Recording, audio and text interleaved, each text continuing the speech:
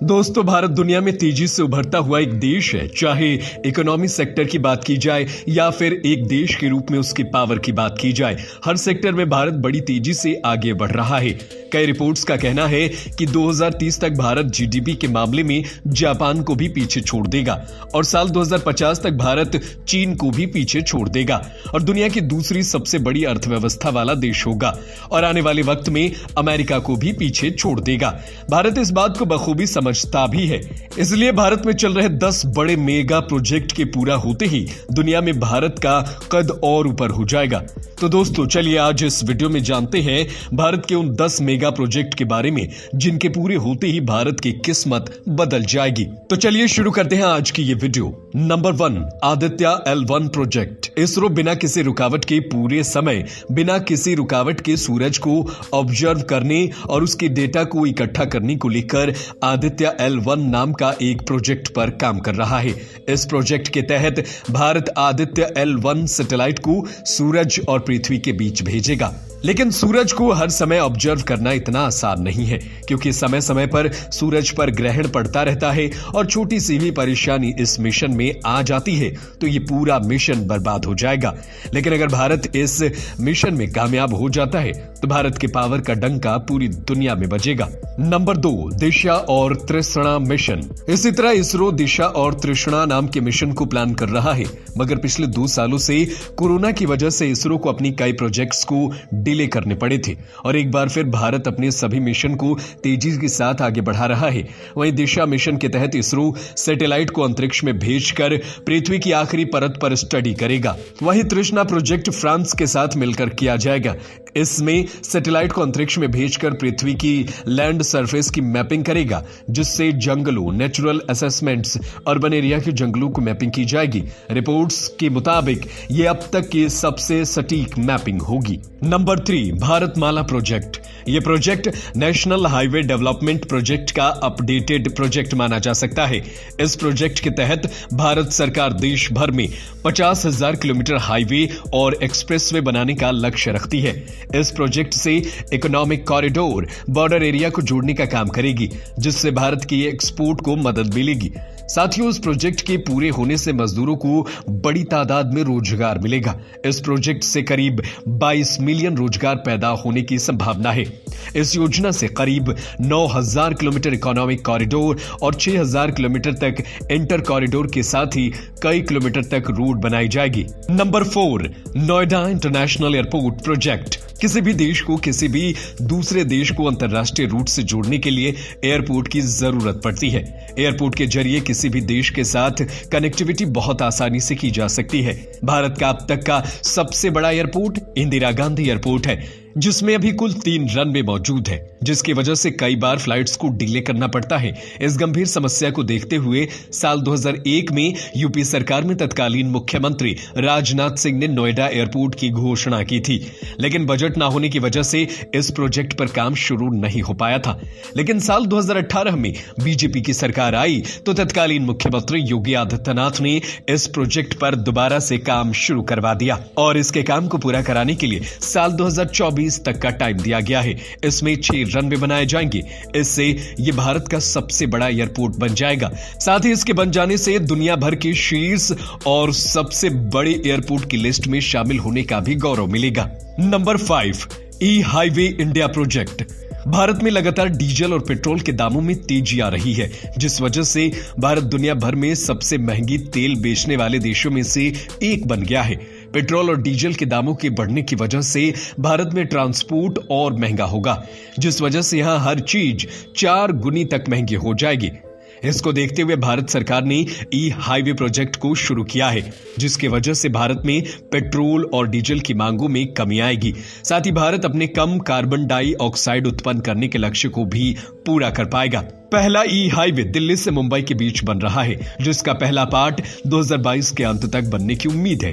Highway पर हर गाड़ी 120 kilometre प्रति घंटे की रफ्तार से चल पाएगी और दूसरे इलेक्ट्रिक वाहनों की चार्जिंग के लिए एक अलग से लेन बनाई जाएगी। नंबर 6, कच्ची दरगाह बिदरपुर ब्रिज। ये ब्रिज बिहार में आने वाले समय में एक बड़ी पहचान बनकर उभरेगा।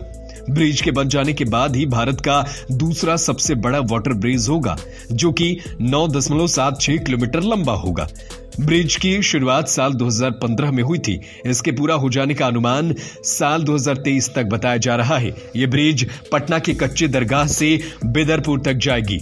इसके बन जाने से महात्मा गांधी सेतु का लोड करीब आधा हो जाएगा। फिलहाल पटना से बिदरपुर जाने के लिए अभी एकमात्र रास्ता महात्मा गांधी सेतु ही है। ये पुल अंग्रेजों के द्वारा बनवाया गया था। इस समय ये काफी जर्जर हालत में है, इसीलिए यहां पर घंटों जाम लगा रहता है। साथ ही आए दिन सड़क दुर्घटनाएं भी होती रहती है। कच्ची दरगाह बिदरपुर पुल बनाए जाने की कीमत करीब 3115 करोड़ रुपए बताई जा रही है। Number 7, redevelopment central Vista project. इसके तहत भारत की कई ऐसी चीजें हैं जिनका रीडेवलपमेंट किया जा रहा है। इनमें भारत का इस समय का संसद भवन भी है, जिसे साल 1927 में अंग्रेजों के द्वारा बनवाया गया था। वर्तमान के संसद भवन की बात की जाए तो उसमें कुल 790 सांसदों के बैठने की व्यवस्था है, लेकिन वहीं नए संसद भवन के बनने के बाद उसमें 1272 सांसदों के बैठने की व्यवस्था होगी, जिसमें लोकसभा के 888 सांसद और राज्यसभा के 384 सांसद एक साथ बैठ सकेंगे। इसमें कुल 4 फ्लोर बनाए जाएंगे। सितंबर 2021 से यह बनना शुरू हो गया था। वहीं इसका फेज 1 सितंबर 2022 में बनकर तैयार हो चुका है और इसका उद्घाटन खुद प्रधानमंत्री नरेंद्र मोदी ने किया है। नवंबर 2022 तक ये पूरी तरीके से बनकर तैयार हो जाएगा।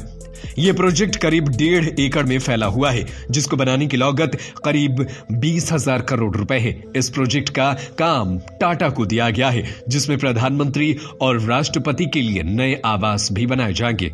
Number 8, river interlinking project. Bharat में अभी भी कई ऐसे राज्य हैं जिनको हर साल बाढ़ की समस्याओं से दो चार होना पड़ता है। वहीं कई ऐसे राज्य भी हैं जिनको हर साल सूखे की मार झेलना पड़ता है। साल 1999 में उस समय के प्रधानमंत्री अटल बिहारी वाजपेयी ने इस परेशानी को करीब से देखा और इससे निपटने के लिए एक योजना पर काम शुरू की। लेकिन जब तक इस योजना पर काम शुरू होता तब तक अटल बिहारी वाजपेयी की सरकार जा चुकी थी। इसके बाद इस योजना को रोक दिया गया और अभी 20 साल के बाद जब बीजेपी की दोबारा सरकार आई तो इस योजना को दोबारा से शुरू किया गया। एक सिविल इंजीनियरिंग योजना है जिसमें नदियों को जलाशयों और नहरों से जोड़ा जाना है। इसके बन जाने से किसानों को खेती करने के लिए मौसम पर निर्भर नहीं रहना पड़ेगा और साथ ही साथ बाढ़ और सूखे के समय पानी की मांग की कमी को और पूरा किया जा सकेगा। इस योजना के तहत भारत की 7 नदियों को एक साथ एक दूसरे से जोड़ा जाएगा, जिसमें गंगा भी एक है। इस योजना को 3 हिस्सों में बांटा गया है। Number 9, Vande Bharat mission. वंदे भारत की पहली ट्रेन नई दिल्ली से बनारस के बीच साल 2019 में चलाई गई थी और दूसरी ट्रेन नई दिल्ली से वैष्णो देवी मंदिर के लिए चलाई गई थी। दोनों ट्रेनों की बात करें तो ये ट्रेनें खूब सफल भी रहीं। अब भारतीय रेलवे ने इस साल करीब 500 वंदे भारत ट्रेन को चलाने का लक्ष्य रखा है। इसको स्लीपर वेस्टिंग दोनों रूपों में लॉन्च किया जाएगा। इसकी मदद से रेलवे पुरानी प्रीमियम ट्रेनों जैसे राजधानी, शताब्दी से वंदे भारत ट्रेन को रिप्लेस करेगी, जिसकी मदद से रेलवे में नए रेवेन्यू देखने को मिलेंगे। Number 10, 5G technology. ये टेक्नोलॉजी भारत के टेलीकॉम सेक्टर में बहुत बड़ा बदलाव लेकर आने वाला है। अगर हम इसका मुकाबला अभी की टेक्नोलॉजी 4G से करते हैं तो 4G से करीब 10 गुना ज्यादा तेज है। अगर आप 4G टेक्नोलॉजी की मदद से किसी मूवी को डाउनलोड करते हैं तो आपको करीब 10 मिनट का समय लग जाता है, पर जब आप किसी मूवी को 5G टेक्नोलॉजी के जरिए डाउनलोड करेंगे तो इसमें केवल आपको 10 सेकंड का ही समय लगेगा। आने वाले समय में ई-कॉमर्स, ई-एजुकेशन, इनसे जुड़े जितने भी रिसोर्सेज हैं उसमें 5G टेक्नोलॉजी एक क्रांति लेकर आएगा। अगर आप दुनिया भर में देखें तो करीब 50 देशों में 5G टेक्नोलॉजी को लाया जा चुका है। भारत में अब तक केवल ब्रॉडबैंड के माध्यम से ही 5G टेक्नोलॉजी मिलता रहता था, लेकिन अब देश के कई बड़े शहरों में 5G तकनीक मोबाइल में देखने को मिल रही है और लोग इसे ट्रायल के तौर पर भी इस्तेमाल कर रहे हैं। ये वो प्रोजेक्ट्स हैं जो भारत में अगर पूरे होते हैं तो भारत के रहने वाले लोगों के जीवन को पूरी तरीके से बदल कर रख देगा। इस वीडियो का कौन सा प्रोजेक्ट है जो आपकी लाइफ को सीधे सीधे प्रभावित करेगा और आपको कौन सा वो प्रोजेक्ट पसंद है जो जल्दी पूरा हो, तो आप हमें कमेंट करके अपनी राय बता सकते हैं। ऐसे वीडियो को देखने के लिए बने रहिए हमारे साथ। हमारे चैनल को सब्सक्राइब कीजिए। जय हिंद।